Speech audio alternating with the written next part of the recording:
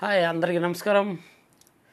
మన deputy CM మన కడపల్లి ఏదో వాళ్ళకి తోలు వీళ్ళకి తోలు తీస్తా ఉన్నారు కదా.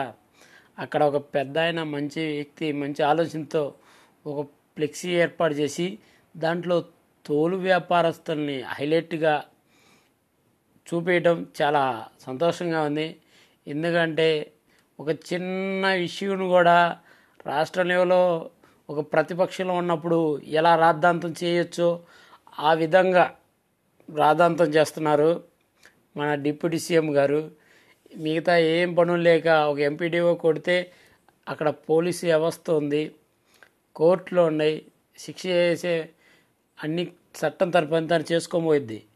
కానీ డిప్యూటీ సీఎం గారు కడపల్లి గందరగోళం చేసి రాజకీయం చేసి పెద్ద ఆంధ్ర రాష్ట్రానికి తెరల లోటు జరిగినట్టు కడపలో వెళ్ళి చేసిన పద్ధతి అందరే చూశారు.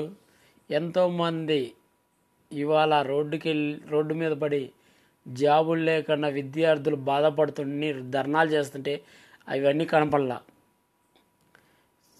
గిట్టుబాటు ధర లేక తడిసిన ధాన్యం కొనలేక ఈ గవర్నమెంట్ అల్లాడుతున్న రైతులు కనపడలా.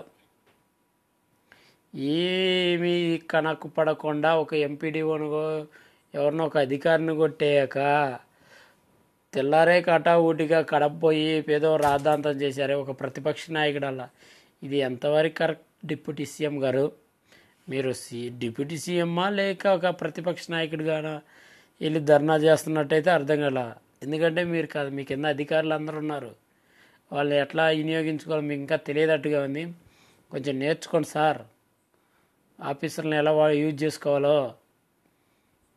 అది పోనిచ్చి అక్కడికి వెళ్ళి వాళ్ళతోడు వీళ్ళతోడు ఏంది సార్?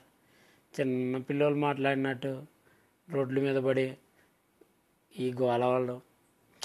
ఏం మీకు రాజకీయాలు అయితే పూర్తిగా అయితే ఇంకా అనుభవం రాలేదు, త్వరగా నేర్చుకోండి సార్. ఇప్పటికే చాలా అవుతుంది మీరు రాజకీయాల్లోకి వచ్చి. ఇట్లయితే భవిష్యత్తు మాత్రం మీకు ఉండదు సార్.